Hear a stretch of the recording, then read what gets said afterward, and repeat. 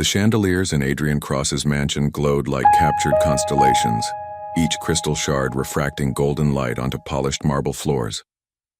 Manhattan's elite filled the ballroom with laughter and champagne glasses raised high, each guest basking in the reflection of the man who had invited them.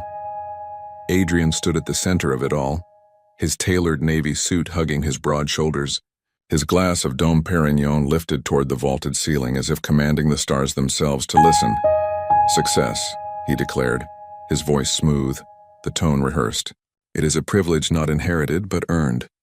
Though, he let the pause linger, savoring the silence before the punchline.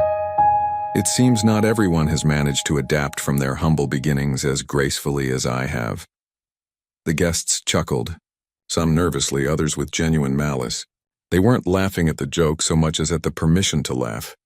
Adrian had given them a target, though his wife was nowhere to be seen.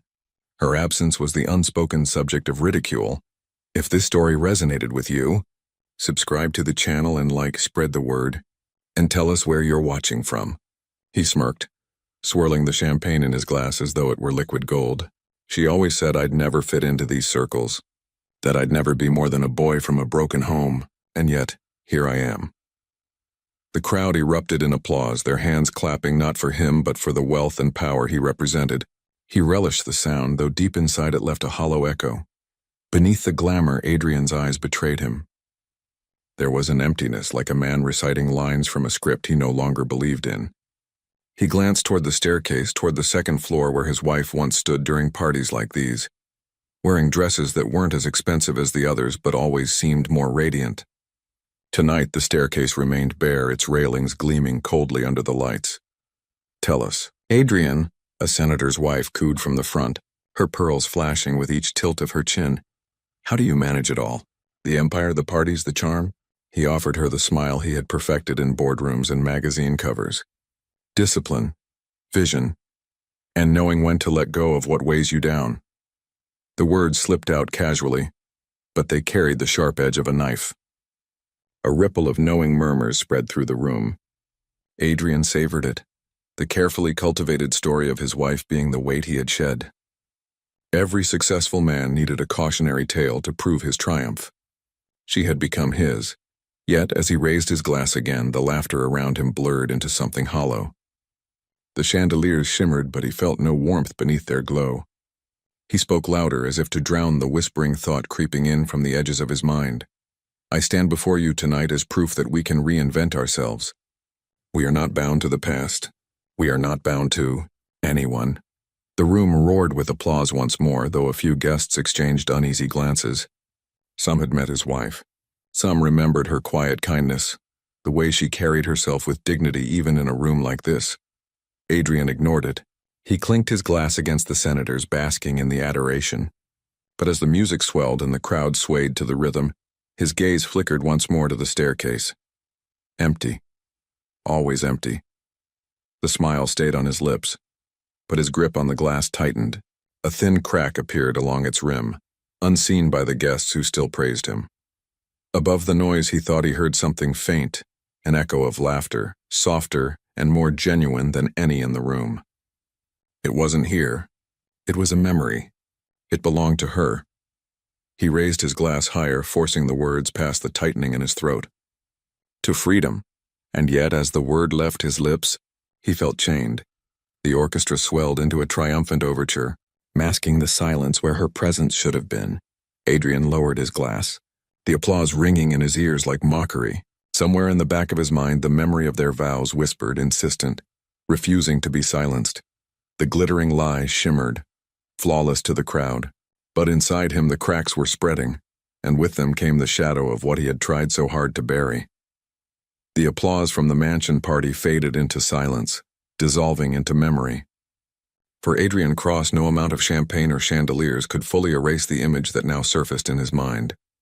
A narrow diner on the corner of a rain-slick street, 20 years earlier when ambition had been nothing more than a dream written on napkins. The diner was ordinary, red vinyl booths, fluorescent lights that flickered against the ceiling, a jukebox playing songs no one listened to anymore. Yet that night it had felt like a cathedral. Adrian had been younger then, restless, carrying the weight of poverty and determination in equal measure. He had stepped inside seeking warmth and coffee. Instead, he found her. She stood behind the counter, hair pulled back in a loose knot, the faintest sheen of tiredness on her face from a long shift. And yet she glowed, radiant not because of glitter or jewels, but because she smiled as though kindness itself were her inheritance. She noticed him immediately, drenched from the storm. "You look like the rain one," she said, sliding a steaming cup toward him. Her voice was soft, but it carried a confidence that cut through the gloom. Adrian laughed, shaking droplets from his coat. "I'll recover. Coffee helps." That was how it began.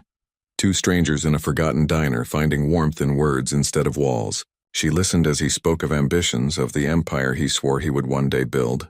Unlike everyone else, she didn't mock his hunger for more. She believed him. "I think you'll do it," she said one night, her chin resting on her palm as she watched him sketch ideas on napkins. "But don't let it cost you your heart." Her words had lodged in him like a seed. Back then, he had promised himself she would never be sacrificed to the life he craved. He saw in her the anchor he needed, the balance to his storms. When he asked her to marry him, it wasn't with a diamond but with a whispered vow. "We'll rise together no matter what." For years they lived that promise. Their first apartment was cramped, the wallpaper peeling, the nights filled with laughter over cheap wine. She ironed his only suit before every job interview. He worked late shifts, but he always came home to her smile. When the world doubted him, she believed. And when he succeeded, first promotion, first real office, she was the one standing at his side, her hand gripping his as though reminding him what they had fought for. But ambition is a double-edged blade. Success arrived sharp and intoxicating.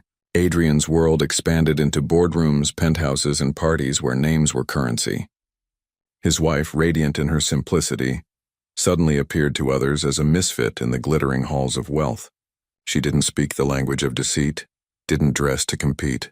She was genuine in a world that prized performance. At first, he defended her. He laughed off the whispers, telling colleagues, "She's the only real thing I have." But the higher he climbed, the louder the voices grew. Gradually, he began to believe them. That her modesty made him look small. That her silence made him weak. The vows they once whispered in that diner grew faint, drowned beneath the clinking glasses of a different life. He had traded the warmth of her faith for the cold shine of approval from strangers. And yet tonight, as he stood in his mansion, raising his glass to mock the weight he had shed, her face returned to him unbidden. The woman in the diner smiling as though she saw the man he could become, not the hollow figure he was now. The memory burned. He tried to push it down, but it lingered like smoke because he knew some vows never die. They wait in silence, ready to resurface, and soon she would remind him of that, in front of everyone. The memory of the diner dissolved as Adrian clinked glasses with another investment partner, forcing himself back into the dazzling present. The orchestra swayed into a waltz and the golden chandeliers shimmered as if applauding his rise. If his past haunted him, he buried it beneath layers of silk curtains, polished marble, and the gleam of envy in other men's eyes. He moved through the room like a conductor, every smile rehearsed, every story sharpened for effect. Guests leaned closer when he spoke, eager to bask in the reflected glow of his empire. Adrian thrived here, on this stage of wealth and spectacle, where every gesture could shape the narrative. "You know," he murmured to a circle of bankers, his voice low enough to invite curiosity. She was never cut out for this world, couldn't even hold a glass of wine properly without trembling. A ripple of laughter passed through them. Adrian smirked, taking a sip of champagne. "I tried, truly. But some people are destined for mediocrity. I chose not to be dragged down by it." The words sliced sharper than any knife, but he delivered them as casually as one might comment on the weather. It was his favorite kind of cruelty, the kind that wore a mask of indifference. What he didn't know was that she was there. Across the ballroom, half hidden near the columned archway, she stood silently, her figure cloaked in the dim edge of the light. She hadn't dressed to compete with the jeweled gowns or diamond necklaces. She wore something simpler, dark fabric that draped her frame with quiet elegance. Invisibility, it seemed, had become her armor. Her eyes, however, gave her away. They were steady, watchful, following him as he charmed the room with stories that twisted their marriage into theater. She said nothing. She simply listened, her silence carrying more weight than any confrontation could. Adrian continued his performance. He gestured toward the grand piano, toward the fountains beyond the glass walls, toward the sprawling estate that symbolized his triumph. All of this, he said, voice rising for dramatic effect, is what happens when you refuse to be chained to the past. When you decide some people are better left behind. Applause followed. Cameras flashed. Guests nodded, eager to believe they were part of a man's legend rather than witnesses to his cruelty. And still, she remained in the shadows. For a moment, her gaze dropped to the polished floor where the light fractured in golden shards. She remembered another floor, linoleum tiles in that diner sticky from spilled coffee where he once promised her the world without mocking her hands for trembling. The contrast burned, but she did not move. Her silence was not weakness anymore. It was patience. Adrian glanced briefly toward the edge of the ballroom, sensing eyes on him, but when he saw nothing, he shrugged and returned to the spotlight. He raised his glass again, prepared to deliver another cutting line, but this time his voice faltered for the briefest second. The crowd did not notice. He did because deep inside he felt it, the weight of unseen eyes, the quiet presence that refused to vanish. And soon, that silence would speak louder than his stage ever could. The music swelled, violins and brass climbing toward a triumphant crescendo, when suddenly the grand doors at the far end of the ballroom creaked open. For a heartbeat, no one noticed. The party's rhythm too loud, the conversations too glittered with laughter. But then, as the doors groaned wider, the sound seemed to slice through the music. Heads turned. The orchestra faltered. Adrian froze. Framed in the doorway stood the figure he had tried so hard to erase. His wife, Elena, walked forward with quiet composure, her dark dress flowing like a shadow against the marble. But she was not alone. 3 children, no older than 10, stepped in behind her. Each one wore a black tuxedo tailored to perfection, shoes polished so sharply the chandeliers above caught their reflections. They walked in step, their posture dignified, their expressions solemn yet steady. And in their faces the resemblance was undeniable. Adrian's jawline, Adrian's eyes, Adrian's blood. The ballroom gasped collectively, the sound crashing like a wave against the silence that followed. Whispers ignited instantly, spreading from cluster to cluster like fire catching dry grass. Are those? They look just like impossible. He never said. Adrian's throat tightened, the champagne glass trembling in his grip. He wanted to speak, to command the moment as he always had, but no words formed. Elena's heels clicked softly against the marble as she led the children down the long expanse of the ballroom. She didn't rush, didn't falter. Her silence carried the weight of inevitability. The children followed closely, their tuxedos immaculate, their eyes locked ahead with a gravity far beyond their years. Guests stepped aside, parting like water, their jeweled gowns brushing against one another as murmurs filled the space. The tension was suffocating. Adrian forced a laugh, brittle and sharp. Well, this is unexpected. No one laughed with him. The children stopped a few paces from the center of the room. Elena joined them, resting her hands gently on their shoulders. She looked at Adrian, not with anger, not even with triumph, but with the calm certainty of someone who had been waiting for this moment. Adrian, she said softly, her voice carrying in the stillness. You always did love an audience. Gasps rippled again. Guests leaned closer, hungry for spectacle. The power in the room shifted, not toward Adrian, the host, but toward the woman he had dismissed. Adrian's chest tightened as he tried to summon control. This is absurd. Some stunt. Children dressed up to... But even as he spoke, his gaze betrayed him. He couldn't stop looking at them. Their faces reflected back the truth he had buried. The eldest boy tilted his head slightly, a gesture Adrian himself had often made when listening in boardrooms. The smallest child clutched Elena's dress the way Adrian once clutched contracts when nerves threatened to overwhelm him. These weren't strangers. They were mirrors. Whispers turned into murmurs, murmurs into sharp speculation.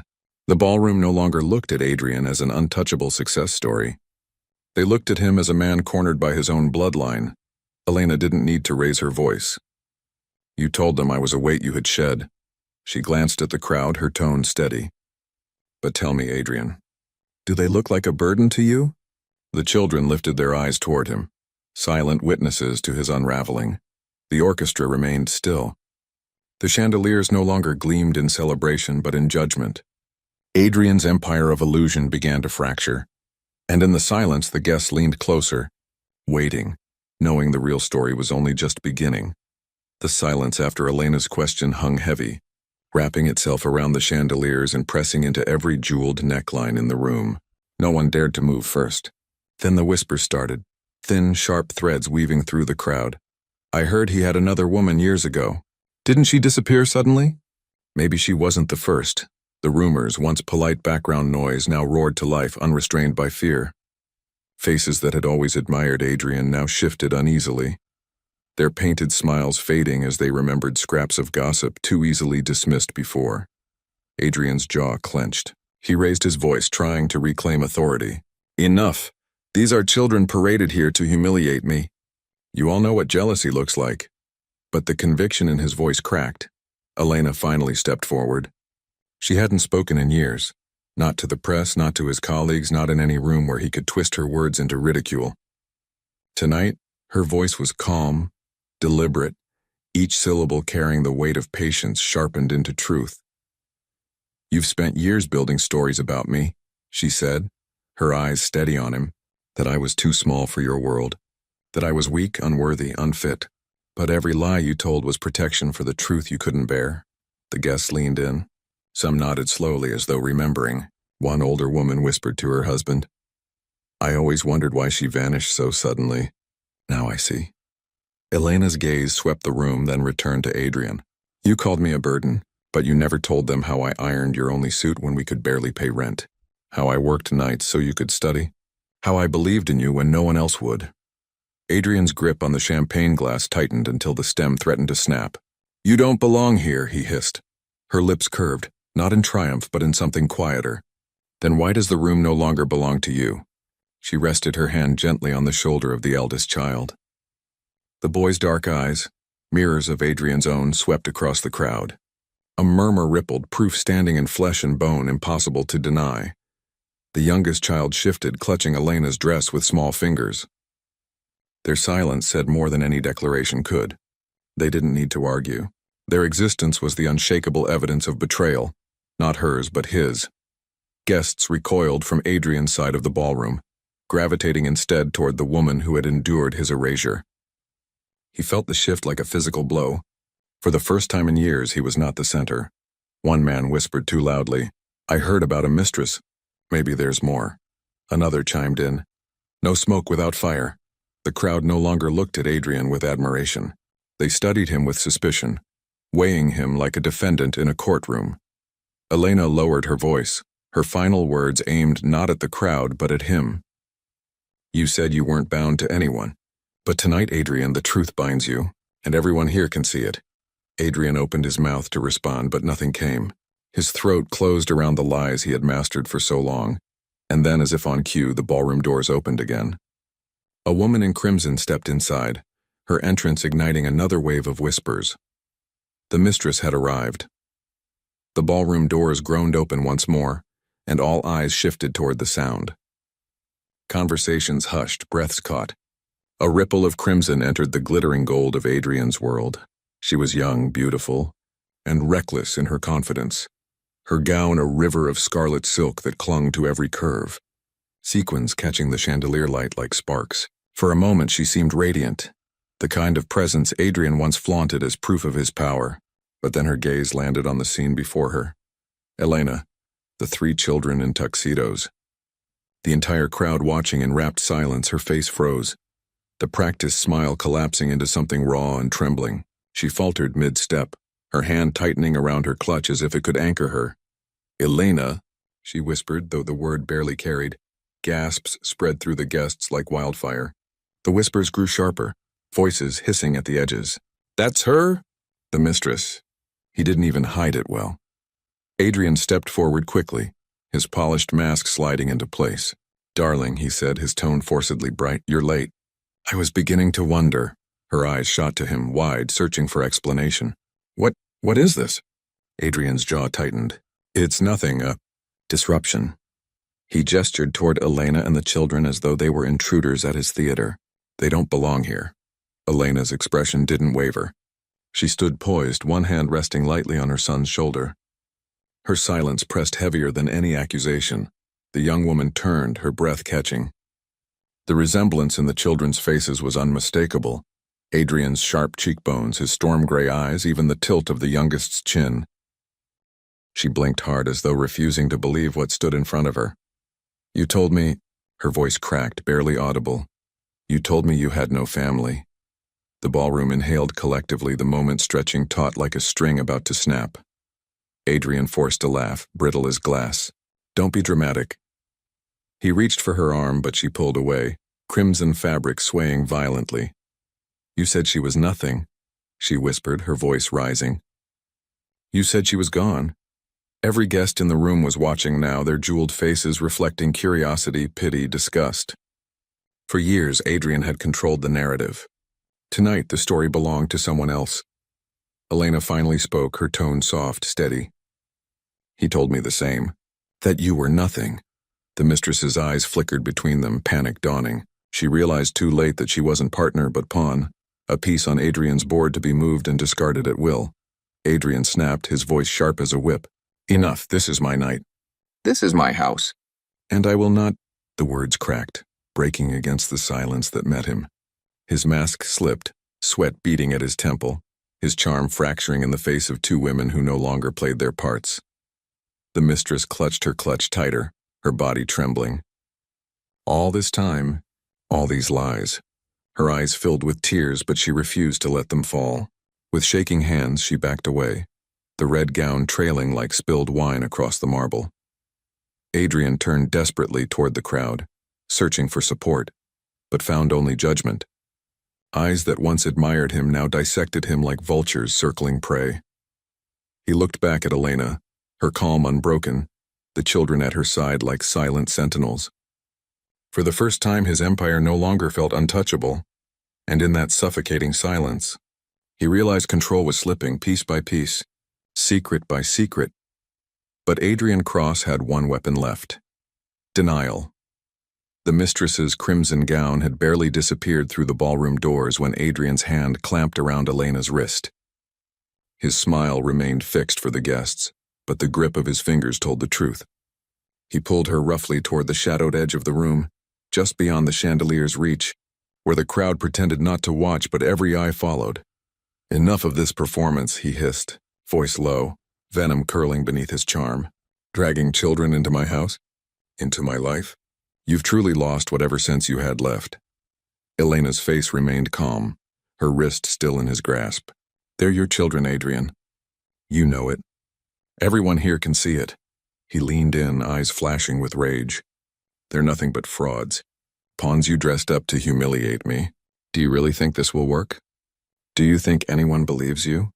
His words were sharp, but they carried the familiar cadence of the past, the same tone he had used behind closed doors for years, twisting reality until she doubted her own memory.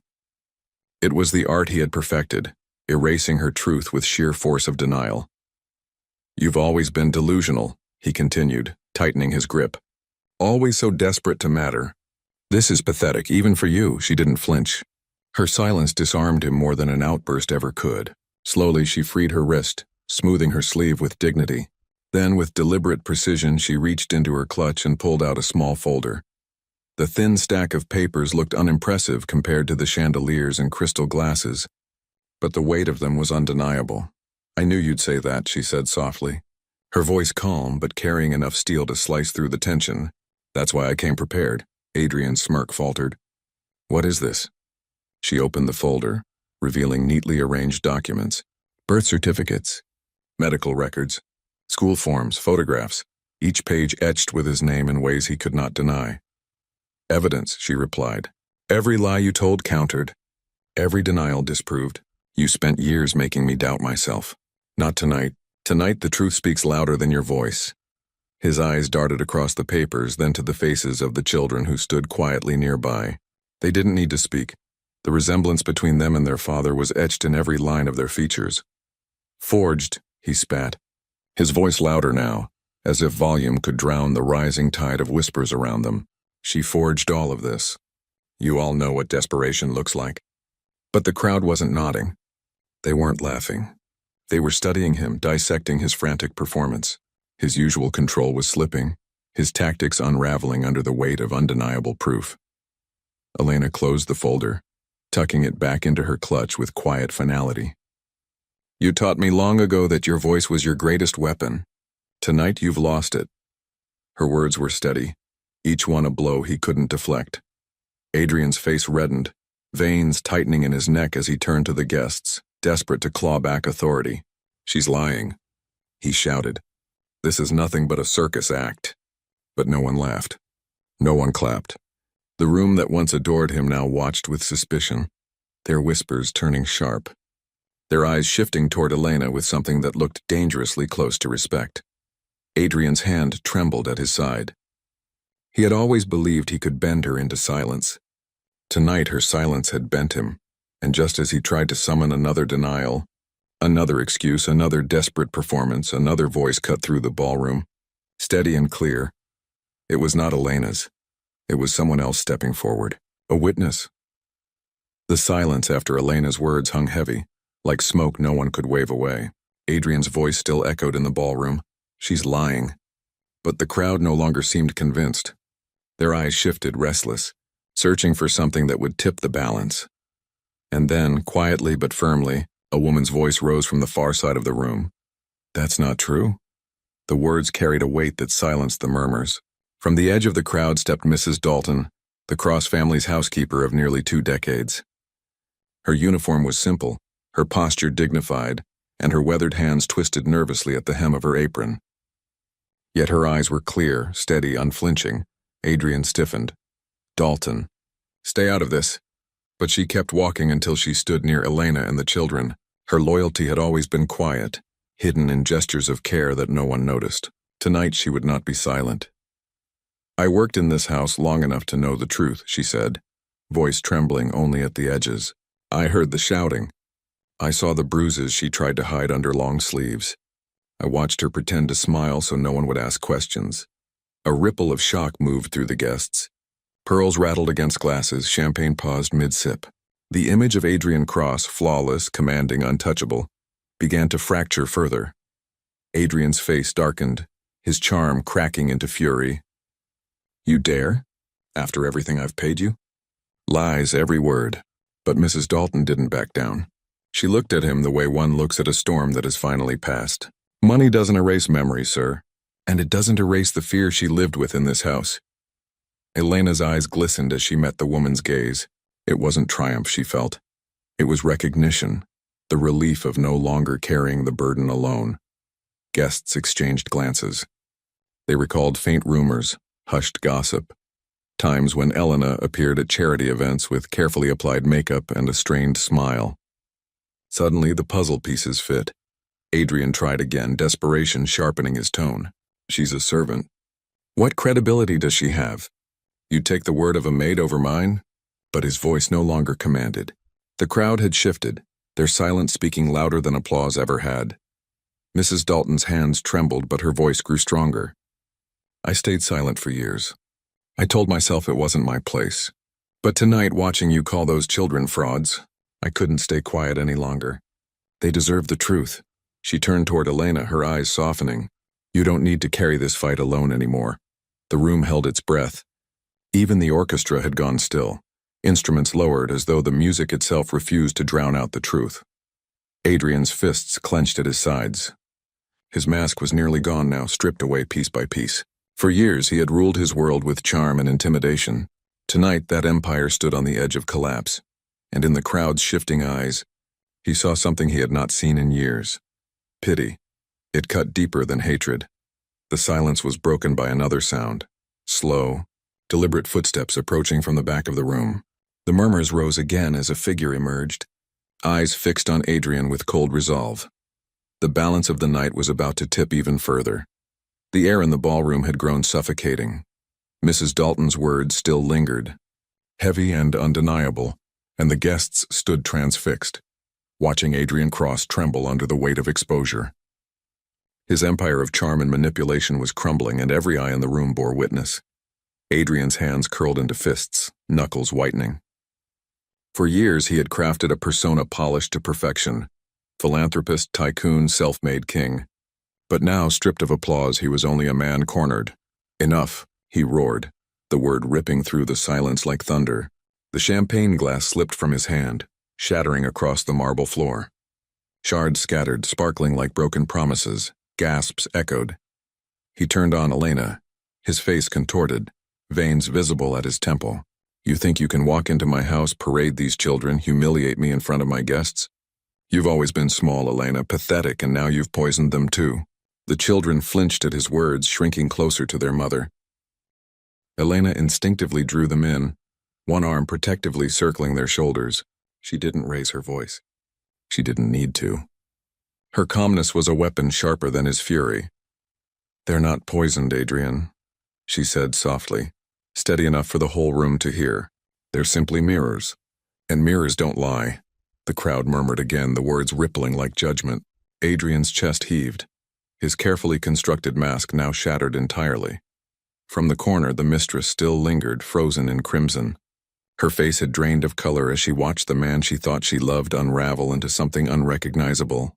His rage was no longer confined to whispered fights in private. It was laid bare in front of hundreds. Adrian's fury pivoted toward her. And you, he spat, pointing a trembling finger. You think you're different? You're nothing but a distraction, a toy. Did you truly believe you mattered? Her lips parted in shock, tears welling at the corners of her eyes. The humiliation stung deeper than any rumor. For the first time she saw herself not as his partner but as another casualty in his hunger for power. The murmurs in the crowd turned into sharp whispers. A toy, worthless, cruel. His words echoed back to him, not as defense but as condemnation. The mistress staggered backward, clutching her gown as though it might shield her from the glares. Then silently she slipped toward the exit. No one stopped her. No one even looked at Adrian anymore.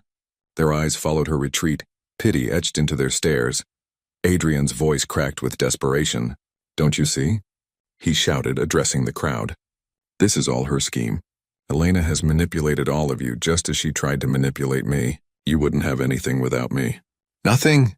But no one cheered. No applause, no nods, no laughter. His empire wasn't just crumbling. It was already gone.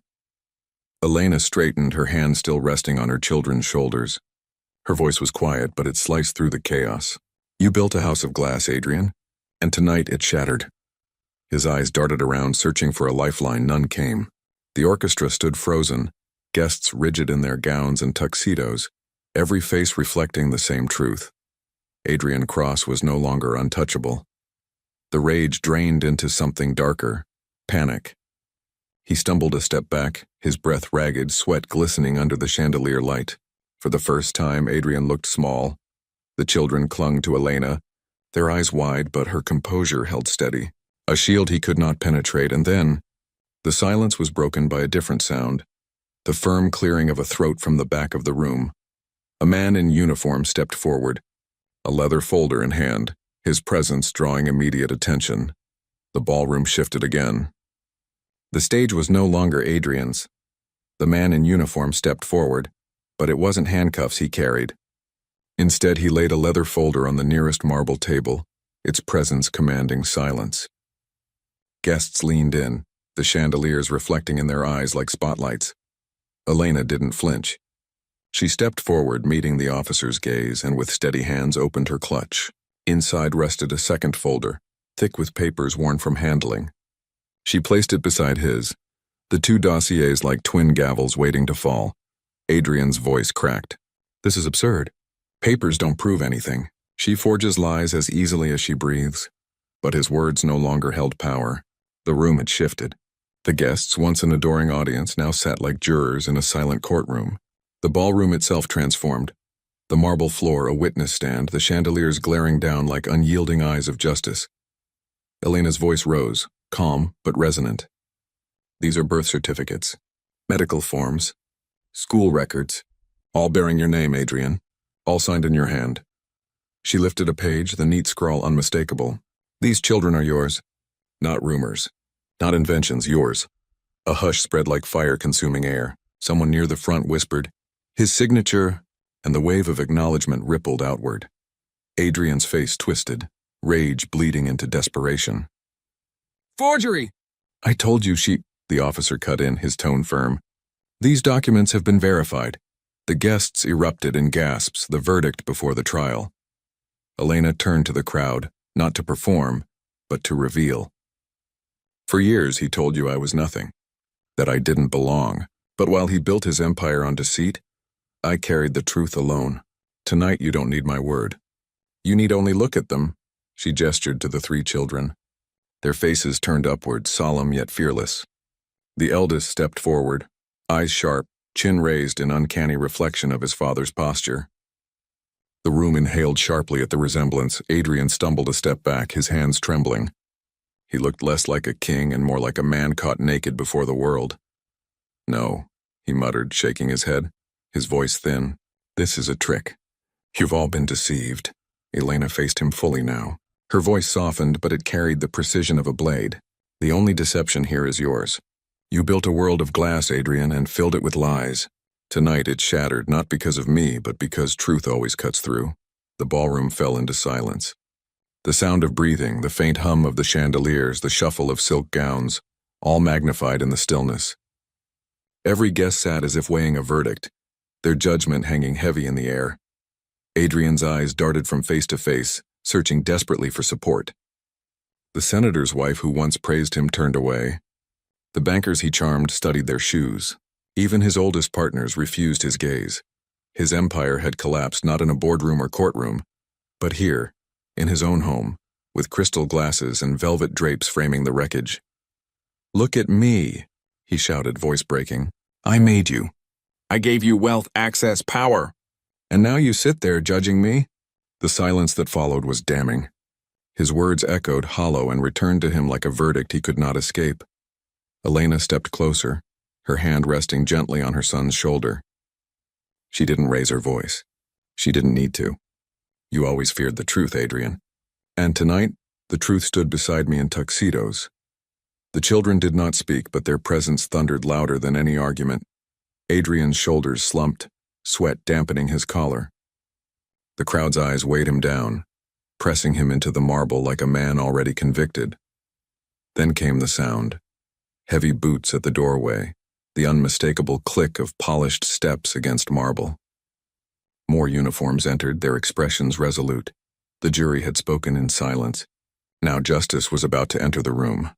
The footsteps grew louder, deliberate, echoing against the marble like a gavel striking wood. The ballroom doors opened wider, and 3 detectives in dark suits entered, their badges glinting under the chandelier's cold light. Behind them, uniformed officers followed, their presence enough to silence even the most restless whispers. Adrian stiffened, his face pale beneath the sheen of sweat. "What is this?" he demanded, his voice cracking as he forced it louder. "Who dares interrupt my home, my party?" One detective, a tall man with steel-gray hair, stepped forward. His tone was firm but calm, the kind of voice used when truth could not be negotiated. "Adrian Cross, you are under investigation for fraud, tax evasion, and domestic abuse. We have sufficient evidence to detain you for questioning." Gasps rippled across the room.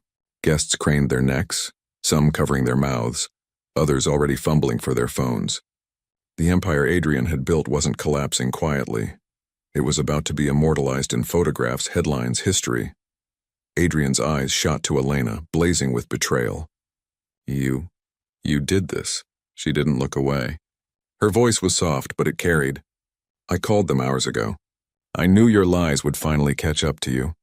Tonight I only gave them a stage. You spiteful." He lunged forward, but the officers moved quickly, their hands firm as steel as they grabbed his arms. The lead detective spoke over him, his words precise and clinical. "You are being charged with multiple counts of fraud. Financial records show offshore accounts hidden from taxation. You are also facing allegations of domestic abuse, corroborated by witnesses and medical documentation. And finally, tax evasion, stretching over the last decade." Each word landed like a blow, heavier than any fist. The crowd leaned in, listening with fascination and horror as the legend of Adrian Cross unraveled into a rap sheet. "No," Adrian rasped, his body thrashing against their grip. This is a conspiracy. She planned this. I built this life and you want to tear it down because you envy me. But the officers weren't moved. They pulled his wrists behind him, the metallic click of handcuffs reverberating through the ballroom louder than the orchestra had ever played. For a brief moment, Adrian froze, the sound striking deeper than all the accusations. He looked around at the faces once filled with admiration. Now they stared at him with pity, disgust, or worse, indifference. He was no longer host or king. He was prisoner. Please, he muttered, desperation creeping into his tone. You can't do this, not here. Not in front of them. Elena's gaze didn't waver. There's no velvet curtain to hide behind anymore, Adrian. Only velvet gloves delivering justice. The cameras began flashing, first discreetly from guests' phones, then openly, the room lit in bursts of white. His humiliation was no longer private. It was captured, archived, ready to be shared. The detectives guided him toward the doors. His expensive shoes scuffed against the marble, leaving marks no servant would bother polishing.